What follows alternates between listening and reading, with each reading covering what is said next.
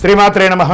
సద్గురు జ్యోతిషాలయం వారి యొక్క విశ్వావసునామ సంవత్సర 2025 మార్చి 29 నుండి మొదలు పెడితే మళ్ళీ 2026 మార్చి 28 వరకు వచ్చే ఈ తెలుగు నూతన సంవత్సరంలో వచ్చినటువంటి సంవత్సర రాశి ఫలితాలని మనం ఇప్పుడు తెలుసుకోబోతున్నాం.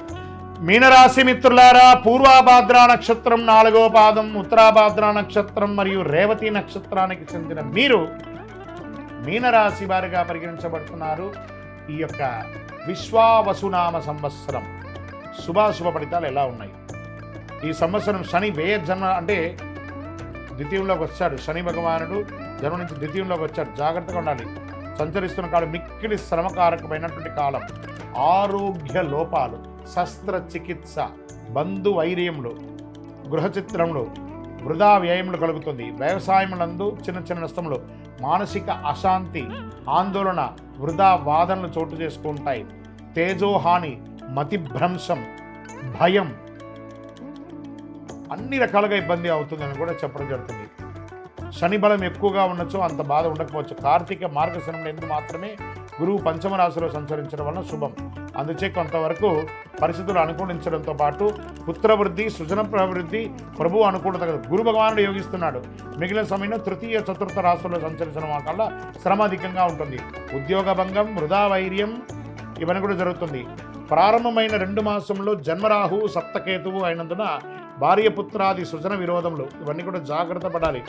మీనరాశి మిత్రులకి ఈ సంవత్సరం చాలా చాలా చాలా చాలా చాలా జాగ్రత్తగా ఉండవలసినటువంటి సమయం.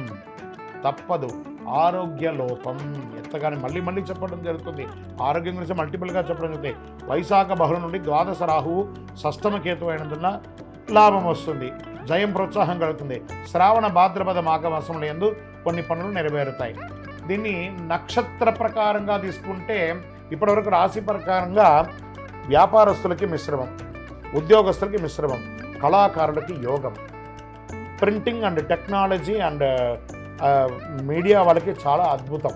అరే ఇక్కడ బాగాలేదండి, ఇక్కడ ఉంటుంది, అలా చెప్పడం జరుగుతుంది. సర్వీస్ సెక్టార్లో ఉన్న వాళ్ళకి ప్రెషర్స్, ఐటీ రంగం వారికి మిశ్రమం, వివాహాది శుభకార్యాలకి కాస్త చాలా కష్టం మీద గట్టెక్తారు. ఉద్యోగం లేని వారికి ఉద్యోగమే లేకపోతే ఏదో ఒక ఉద్యోగం వస్తుంది కదా, వచ్చిన ఉద్యోగాన్ని వదులుకోకండి, జాయిన్ అవ్వండి, అట్లీస్ట్ ఫ్రీ అవ్వండి మెంటల్గా. ఇది మీకు బాగుంటుంది. అన్నిటికంటే మీ యొక్క వ్యక్తిగతమైనటువంటి కాస్మెటిక్స్ అవన్నీ వాడుతుంటారు చూసారా, మీ శరీరానికి కావాల్సినవని అవన్నీ జాగ్రత్తగా వాడండి. దానివల్ల రియాక్షన్ వచ్చి మీ స్కిన్ మీద ప్రాబ్లం పడే అవకాశాలు ఉన్నాయి.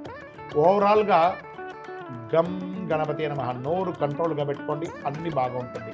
నక్షత్రపరంగా తీసుకుంటే పూర్వభాద్ర వారికి సంవత్సర ఆరంభం నుండి వైశాఖ పూర్వార్థం వరకు, తిరిగి భాద్రపద బహుళం నుండి మాఘ పూర్వార్థం వరకు జన్మ నక్షత్రంలో శని, సంవత్సర ఆరంభం నుండి కార్తీక బహుళం వరకు జన్మ నక్షత్రం నందు రాహు సంచరిస్తున్నాడు. ఉత్తరాభాద్ర వారికి వైశాఖ బహుళం నుండి భాద్రపద బహుళం వరకు జన్మ నక్షత్రం నందు శని సంచరిస్తున్నారు. రేవతి వారికి మార్గశిర శుక్లం నుండి సంవత్సరాంతం వరకు నైదన తార యందు కేతు సంచరిస్తున్నాడు. సంవత్సర ఆరంభం నుండి ఆషాఢ బహుళం వరకు కేతు మేధ కలదు. ఈ సంవత్సరం మీరు శని గురువులకు శాంతులు చేసుకోవాలి, తప్పదు. మీ లక్కీ నంబర్ 8 మరియు 9 అనిగా చెప్పడం జరుగుతుంది. మీ వయస్సు ఎంత ఉందో అన్ని దీపాలను ప్రతి శనివారం అవకాశం ఉంటే ఒక 19 శనివారాలు మీ వయసుకు తగ్గట్టుగా అన్ని వయసులో నువ్వుల నూనెతో దీపం వెలిగించండి. మీ ఇష్టదైవ ప్రార్థన, కులదైవ ప్రార్థన చేయండి. బ్లూ కలర్ ఎక్కువ వాడండి, గ్రీన్ కలర్ ఎక్కువ వాడండి. అవసరం. ఒక పేదవాళ్ళకి ఒక చెప్పులు దానం ఇవ్వండి, 9 అనే సంఖ్య. మంచినీళ్ళు ఏర్పాటు చేయండి, మజ్జిగ ఇవ్వండి, పానకం ఇవ్వండి. ఇవన్నీ కూడా చాలా మంచిది అన్నమాట ఈ యొక్క సమయంలో. మీనరాశి మిత్రులారా, మీరు బాగా ఉండాలని నేను మనస్ఫూర్తిగా కోరుకుంటున్నాను. ఏది ఉన్న ధైర్యం ఉంటుంది. భగవంతుడు కొంచెం ఇబ్బంది పెడతారు కానీ వదిలేయడం మనల్ని. కాబట్టి జాగ్రత్తగా ఉండండి. ప్రతి దాంట్లోనూ అప్రమత్తంగా ఉండాలి. అందులోనూ ఆర్థికమైనటువంటి లావాదేవీలు వచ్చేటప్పుడు, సంతకాలు పెట్టేటప్పుడు, డాక్యుమెంట్ చేసేటప్పుడు లేదా ఇవన్నీ జాగ్రత్తగా. కోర్టు కేసుల వ్యవహారాల్లో మిశ్రమ ఫలితాలు కనబడుతున్నాయి. కాబట్టి అన్ని రంగాల్లోనూ జాగ్రత్త జాగ్రత్త జాగ్రత్త. ఇవన్నీ తొలగడానికి ప్రార్థన చేస్తాం భగవంతుణ్ణి. మీరు కూడా ప్రార్థన చేయండి. అతి శక్తివంతమైనటువంటి ఈ కరుంగాళి మాలను ధరించండి. ఆయురారోగ్య ఐశ్వర్య భోగభాగ్యాలను పొందండి.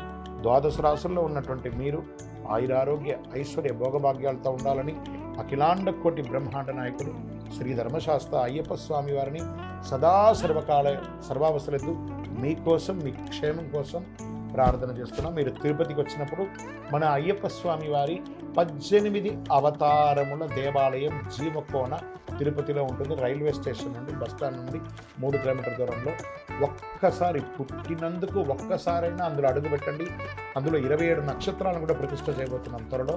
మీరు వచ్చి దర్శనం చేసుకోండి. మీ యొక్క దోషాలన్నీ తొలగి ఆనందంగా ఉండండి. వందే మాతరం, వందే మాతరం, వందే మాతరం. శరణమయ్యప్ప.